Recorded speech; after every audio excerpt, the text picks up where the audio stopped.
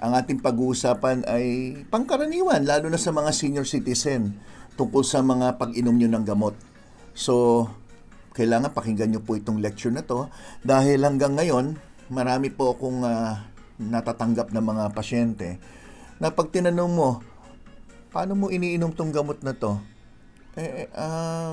Pagkatapos kumain, hindi ba sinabi ng doktor na dapat yan bago kumain? Hindi ho hindi nasabi. O kaya, Dok, iniinom ko, walang laman ng tiyan. Hindi ba sinabi ng doktor na dapat inumin may laman ng tiyan? Kasi merong kinalaman po yung bisa ng gamot nyo dun sa tama yung pag-inom. Ano po yung mga tamang pag-inom? Yan ang ating papaliwanag. So, I'm sure marami sa inyo dyan na umiinom ng gamot. Maaring panandalian, halimbawa, masakit ulo, inom ng gamot. O kaya, may mga gamot naman na talagang maintenance na. Andiyan na yung mga gamot sa alta presyon, diabetes, sa puso, at iba-iba pa, no? So, ang tanong, tama ba yung pag-inom nyo ng gamot? Kasi ang importance ng aking lecture ay paano natin maiwasan yung mga posibleng side effect o komplikasyon ng pag-inom nyo ng gamot. Lalo na kung itong gamot na to ay kailangan yung inumin na pangmatagalan o habang buhay. Alam nyo po ba na ang gamot na ininom nyo pwede maapektuhan ng kinakain nyo? Yung sapat o kakulangan o dami ng tubig na ininom nyo? O kaya kung galit na galit ka nung uminom ka ng gamot, kulang ka sa exercise o sobra ka sa exercise at marami pang iba. So, pakinggan nyo po itong 5 na dapat iwasan. 5 dapat iwasan sa pag-inom ng gamot. Dapat iwasan, ha?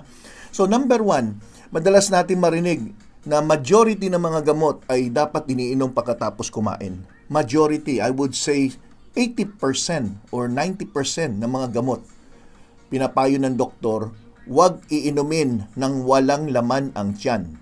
So, number 1, huwag niyong gawin na uminom ng gamot na empty stomach. 90% halos ng gamot. Bakit ang tanong? Many medication, no, na iniinom, kailangan pagkatapos kumain o minsan sinasabi pa nga, mas kinahabang kumakain ka, sige na, inumin mo na yan. Parang iulam mo na yan. Bakit? May reason po yan. Kasi po ang ating stomach, kung walang laman ang ating tiyan, ang asido ng tiyan natin ay nasa pH 1 to 3.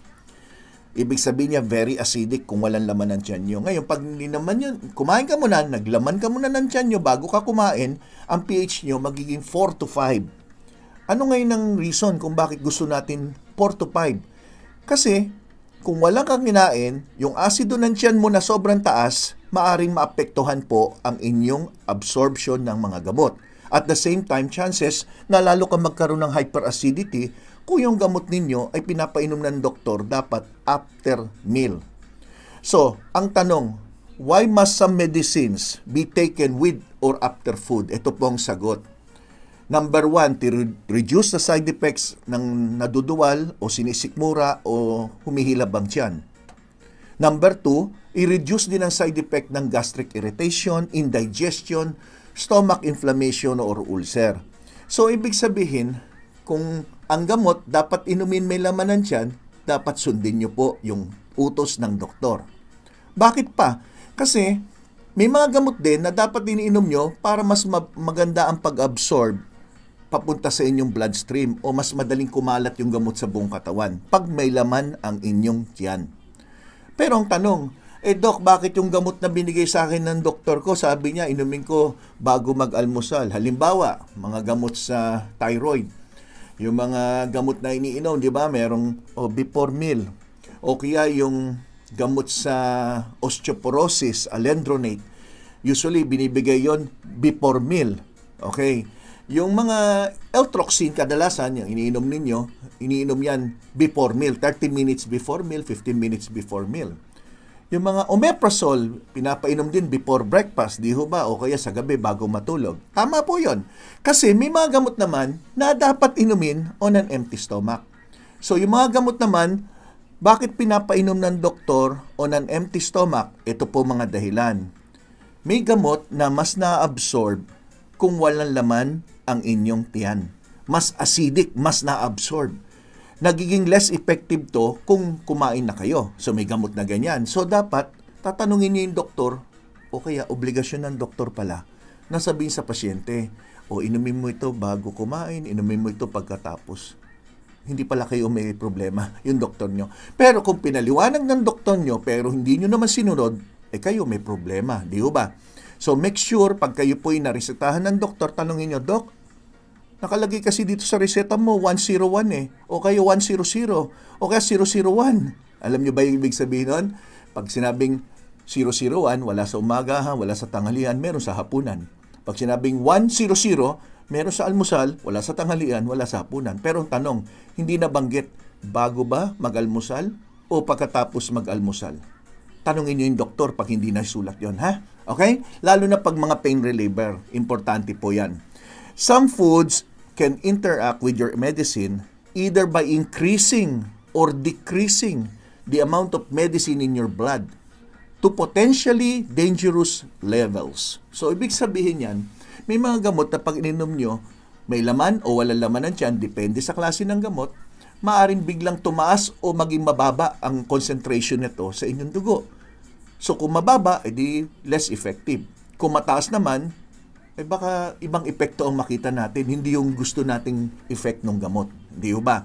So, make sure to consult your doctor pag kayo po'y may bagong gamot na iniinom. Ngayon, may mga pagkain naman na pag ininom nyo o kinain nyo, maapektuhan din yung absorption ng gamot nyo. Ito po yung mga yon. Some example of foods or drinks that can interact with your medicine. Ibig sabihin, kung ano yung gamot nyo, may mga gamot po na hindi pwede i-combine dito sa mga babanggitin ko. Halimbawa, grapefruits. Ano yung grapefruits? Cranberry juice. Yan. Yung mga pagkain na mataas sa vitamin K tulad ng green leafy vegetables. Mga salt substitute, yung usually mga potassium, mga matataas sa potassium tulad ng saging, may mga gamot na hindi nyo pwedeng isabay dito. So dapat tanungin nyo yung doktor, Dok, wala po bang dapat na iwasan na gamot dito, wala bang dapat iwasan kainin o inumin dito sa gamot na binigay nyo? Yan, tandaan nyo po yan, ha? So, lahat ito binibigyan ko lang kayo ng idea para pagpunta niya sa doktor nyo, pwede nyong tanungin yung mga gantong detalye na minsan akala natin, napakasimple naman yan. Ano ba yan?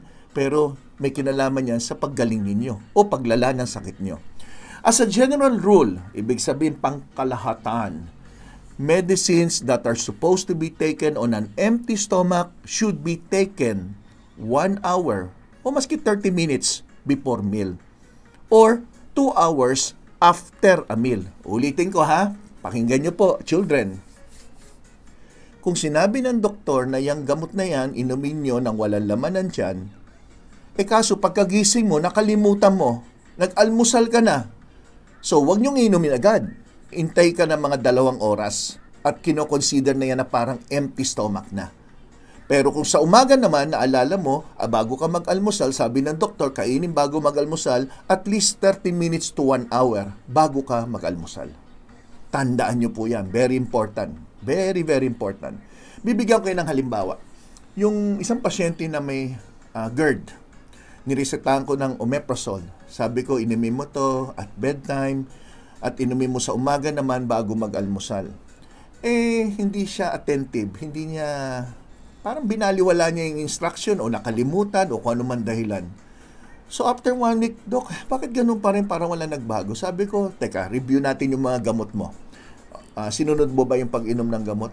Yes, Dok, ininom ko naman. Sabi niyo 2 times a day. Ang ginawa pala niya, after breakfast saka after dinner, na-miss daw niya yung instruction ko. Samtala ako, pag nagreseta po ako, yung mga nandyan, magpatotoo kayo, yung mga pasyente ko.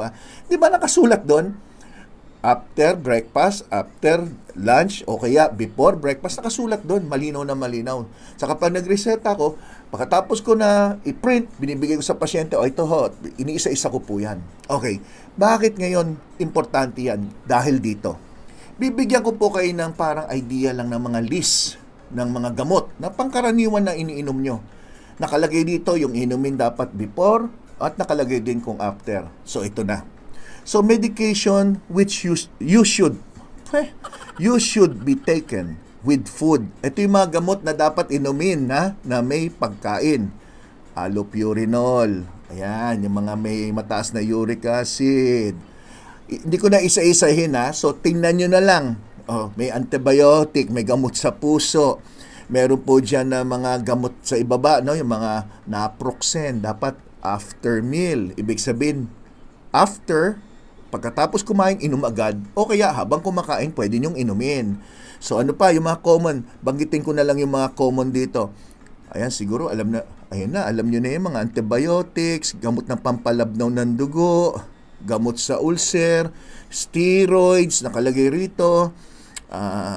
So, nandyan na yung list. Andyan po nakikita nyo sa kaliwa ng screen nyo. Ngayon, dun sa may kanan naman, ang makikita nyo, ito yung mga medications na dapat inumin on an empty stomach. Number 1, yung nabanggit ko, alendronate. Yan yung kadalasang binibigay sa mga may osteoporosis.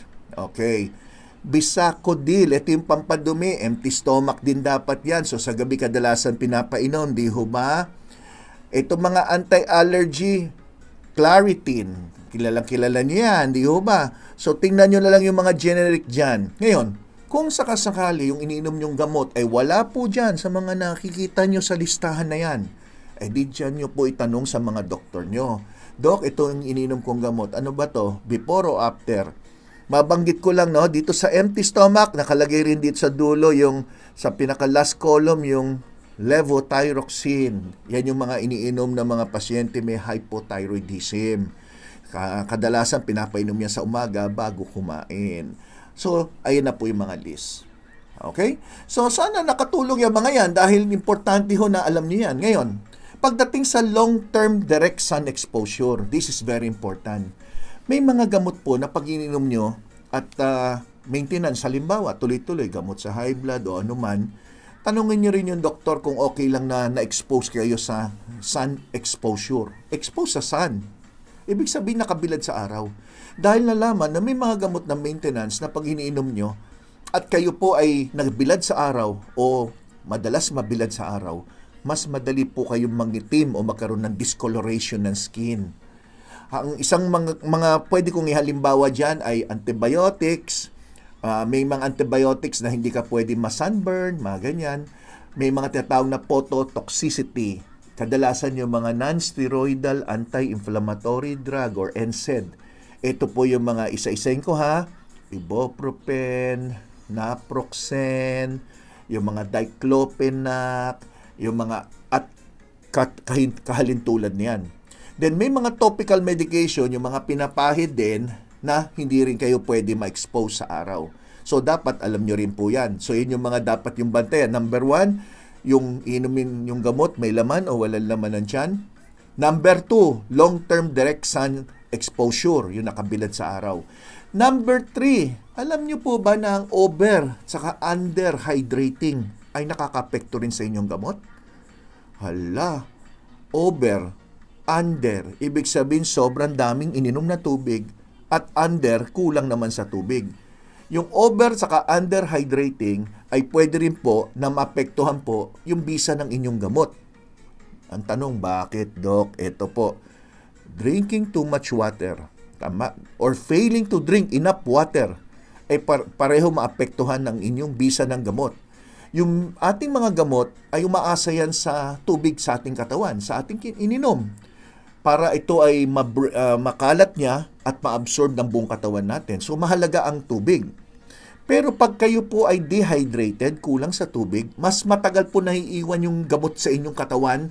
The longer period na nandun yan, dahil hindi ka masyado ihi ng ihi, hindi mo nalalabas yung tinatawag na metabolites ng gamot. Pag sinabing metabolites, kumbaga, yung napaggamitan mo na, yung mga latak, itatapon mo. Parang capsule. Ininom mo yung capsule di mo kailangan. Ang kailangan mo lang yung laman nandun sa loob ng capsule. So, ine-ebs mo lang yung capsule. Parang ganon. Yun ang metabolites, yung capsule. Parang ganon. So, ang overhydrating naman, ang nangyayari, pag overhydrating, ihi ka naman ng ihi. Kaya ang nangyayari, hindi naman naiiwan ng sapat na panahon yung gamot sa iyong katawan. Okay, so yun yung over at under. So, imbalances ang tawag dyan. So, kailangan uminom ng sapat na bilang ng tubig. Kung isang basong tubig, kada isang capsule na, o kada inom nyo ng mga gamot nyo, sapat na yung isang basong tubig. Di ho ba? Ngayon, number 4, Pag nag-start po kayo ng new medication, make sure i-consult nyo po yung inyong doktor. Hindi pwedeng kayo lang ay magse-self-medicate. Papalitan nyo yung gamot nyo. Halimbawa, may pasyente ako, ewan ko ba, sabi niya, Dok, napansin ko hindi effective sa akin yung amlodipine eh. Di naglosartan ako. Sabi ko, tinanong mo ba yung doktor mo bago ka nagpalit ng gamot mo? Hindi, kasi sabi ng kapitbahay ko, maganda raw sa kanyang effect ng losartan eh. Loko-loko ka pala. Hindi pwedeng ganun. 'Di ba? Paano kung yung kapitbahay mo may iba pang sakit na mas bagay sa kanya yung losartan? Sa'yo naman, mas bagay ang amlodipine. So, may mga ganun eh. So, make sure to consult your doctor. Hindi lang sa gamot, pati pag inom nyo ng mga supplement. Ang hirap kasi sa iba sa inyo, napanood nyo lang, nakita nyo lang ang artista, ininom to, ininom mo rin. Aba, hindi pwedeng ganun. I-consult nyo yung doctor nyo. Okay? Dahil may mga possible drug, supplement, or drug-to-drug interaction na tinatawag. Okay. Lalo na yung mga over-the-counter na gamot. Number 5, discontinuing yung pagtigil, yung pagbago o pagbawas ng mga dosage o pagdagdag ng mga dosage ng inyong gamot without your doctor's consent. Bawal yan. Ano ibig sabihin? Doc, dati minom ako ng amlodipine 5 mg eh. Ginawa akong 10 kasi pansin ko hindi masyado bumababa yung BP ko. Pero yung amlodipine mula ininom niya, napansin naman niya nagmamanas siya. So ibig sabihin nagkaroon ng masamang epekto sa kanya. O kaya naman maganda na yung BP niya. O kaya maganda ang blood sugar. Ayos naman ang cholesterol. Tinigil ko yung gamot kasi maganda na yung sugar ko eh. Maganda na yung blood pressure ko eh. Pagkalipas ng 1-2 linggo na heart attack, na stroke. So nangyayari po yan. Huwag niyong babaguhin, huwag niyong ititigil, huwag niyong babawasan o dadagdagan ng gamot niyo nang hindi kayo sumangguni muna sa inyong doktor. So yan po yung 5 na dapat niyong bantayan sa pag-inom ng mga gamot niyo. Okay ba? Meron po ba ako na i-share sa inyo? Kung meron naman, syempre, thumbs up naman dyan.